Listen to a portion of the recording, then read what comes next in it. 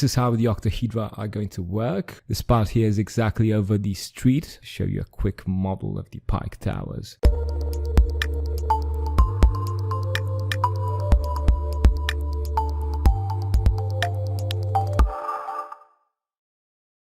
Okay, let's look at a project, a study project I'm doing right now.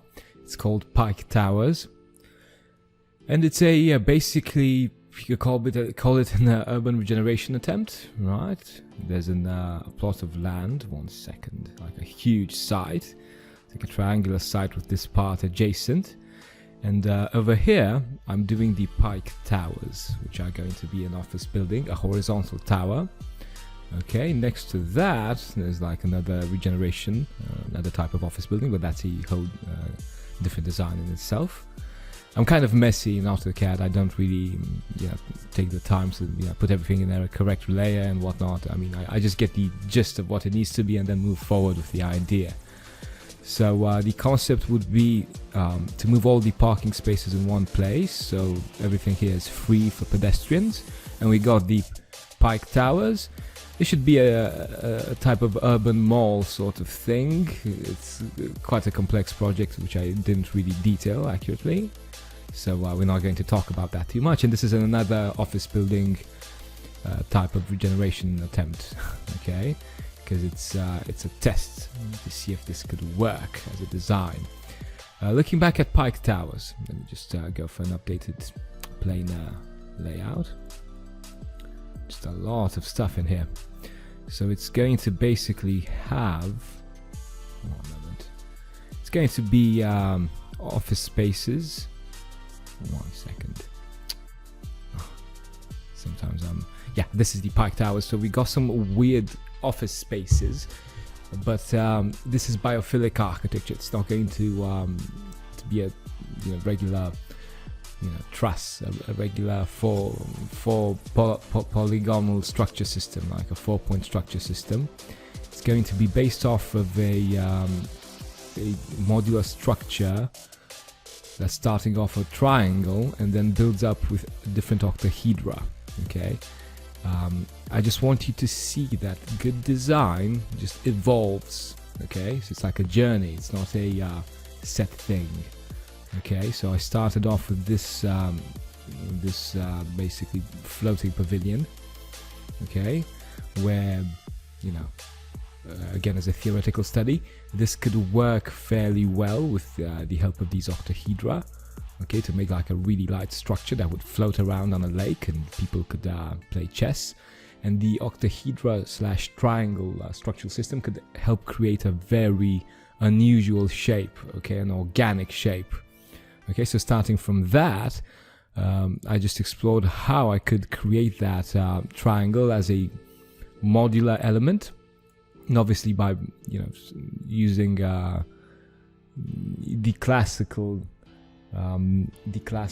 tower office building attempt that you've got, the classical formula. Sorry, you've got like a box within a box. Okay, so the box that's inside has I don't know, the access, the restrooms and whatnot. Okay, starting from that module, I just expanded this whole like flower-shaped thing and just placed it on the side, and yeah, it created this weird shape.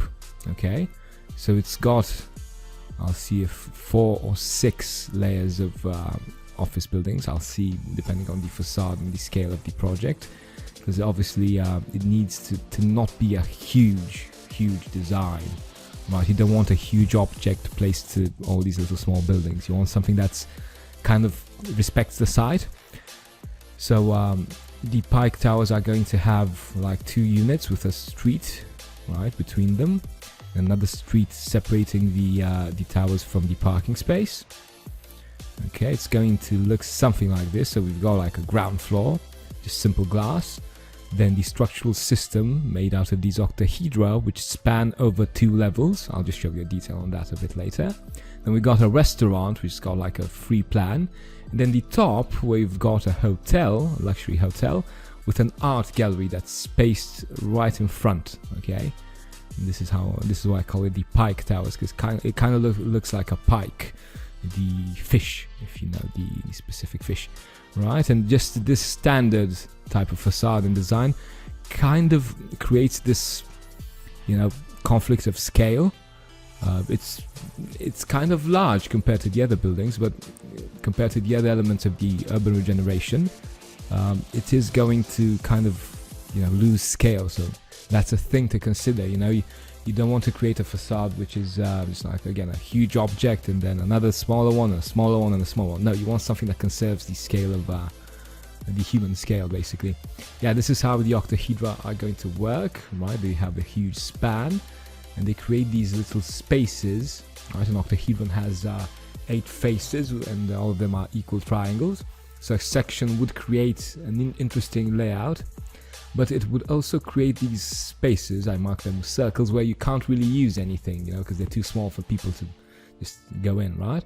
So those spaces create these biophilic interventions, which are going to be, again, I will design them properly. I need to do a bit of research.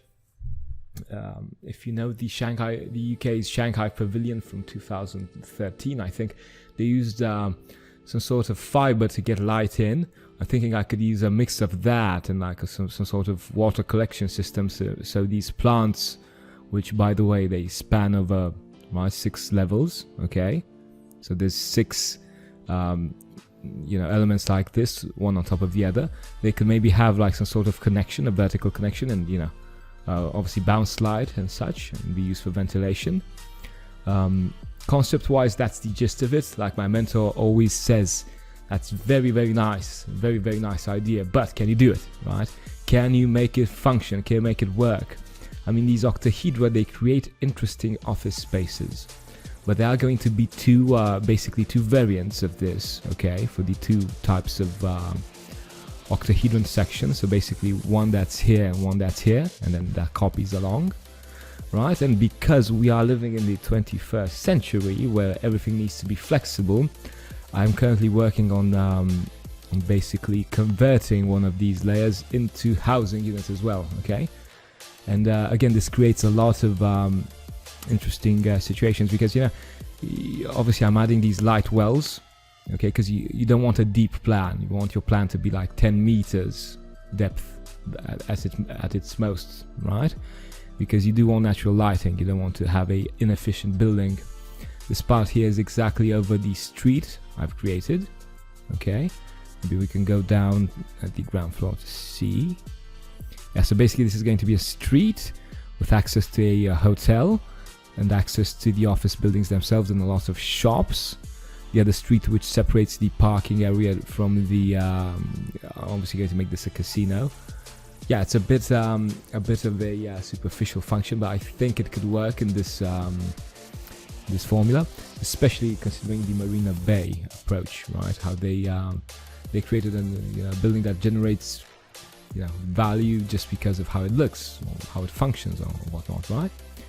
Again, always going to be biophilic design. So you see, like even the street space, right? You've got like a lot of green space, and then the walking areas on the inside, so the pedestrians feel like protected from the cars in a way. Okay, so it creates that intimacy. Okay, again, this needs crazy amount of detailing. I do have these light wells which puncture through the building all the way up. The interesting part is going to be the underground, right? The -1 level. This is because it needs to have like some sort of a restaurant and the hotel swimming pool. Okay, and also maybe, actually not maybe, 100% sure, a gym, because these are all functions which complement each other. And so an underground connection to the parking spaces. Right, this is an interesting technique. I've seen this in the UK with the Selfridges urban regeneration. Okay, the Selfridges store by Future Systems. You just create a huge parking space, and then you're free to create a huge pedestrian area. So it's basically public space. This is the outline of the weird type of structure I am proposing for the office buildings. And if we are looking at the restaurant, it's going to look something like this with the light wells. See, I kind of need to cut this bit off, just because Again, it's going to have it's going to act like an inner courtyard. Maybe you can have access to a small terrace here, and the level beneath this is going to have a small terrace facing another way, and so on. But again, it's meant to be as transparent as possible, as efficient and biophilic, like full of natural light, full of right, it's not a box, right? And the thing is, although this seems extremely complex, it's fairly simple. One of these modules is fairly simple to create, right? Everything is modular. There's probably 80 to 90% of the pieces are modular, and then there's a couple of bits which are, complementary. They're the ones that connect the parts. Also, there should be some sort of access from from the building level to the car park. Currently working on this from the office building, because obviously you need to have kind of a democratic access, so everybody has access to the car park. So if you're here, you want to get here, you can't go through office space, but somehow it needs to work. Okay, it's a kind of a design challenge. Obviously, when you're starting off, it's just a crazy idea, and then the more you draw it, the better you draw it, the more momentum it builds up. And 1 second.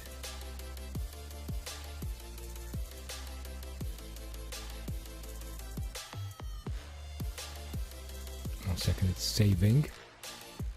Yeah, it's quite a large file. My computer's slow because of it, right? So this should be the art gallery.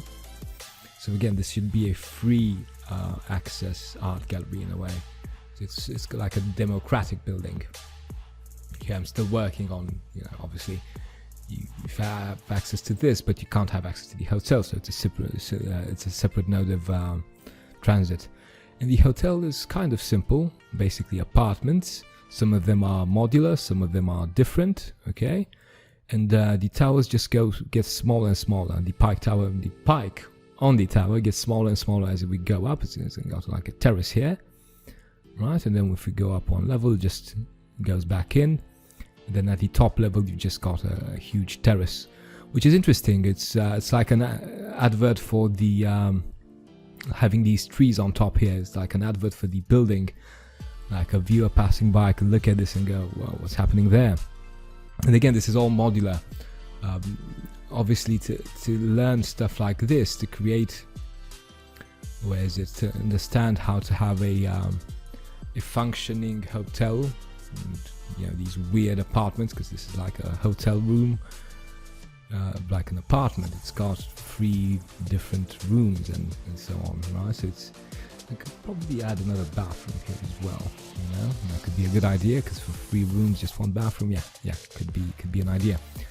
Or maybe disconnect these 2 in a way. Regardless, you build up from project to project. Okay. For instance, I've got the first conversion. This is a slightly older project. Conversion of a conversion of a I'm losing my voice, of an old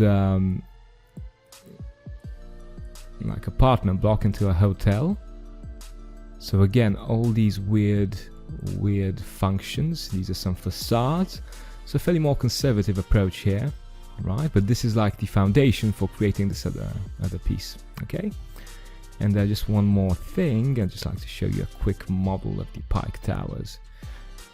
Although this is very rough at the moment, it's probably going to look something like this, more or less. Okay, so just an unusual building, which is extremely efficient.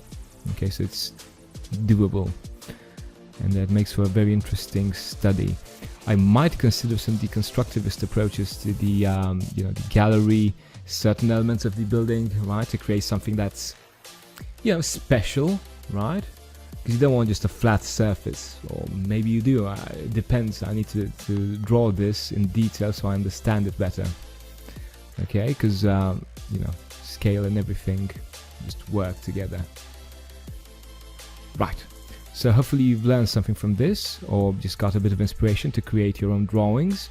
Right, after you start drawing, you learn drawing, then you move on to designs, and you've got that unique vision, right, built up from the drawing. Okay, because if I wasn't good at drawing, I couldn't have imagined the structure. Like these octahedra are 100% descriptive geometry. Okay, it's a fairly complex structural system, right? fairly complex. Cool, I'll talk to you soon. Take care, draw nicely. So if you want to take your architectural drawing and design skills to levels you never thought possible, get that portfolio for architecture school, get those skills that you can learn from going to university, then visit me on my website, freehandarchitecture.com. I've got a fair bit of information here. You can see a couple of my students' drawings, what they did, how they progressed. You also have free videos, free lessons. This is me sketching here from the live lessons. We are going to talk about architecture, interior design, product design, architecture history, landscape design, urban design, everything. Have a look at the courses here, right? They shared on my website. If you are really determined, then feel free to click on the little box on the right and drop me a line. I'll get back to you within 24 hours and we are going to start the architecture drawing lessons after. Take care, draw nicely.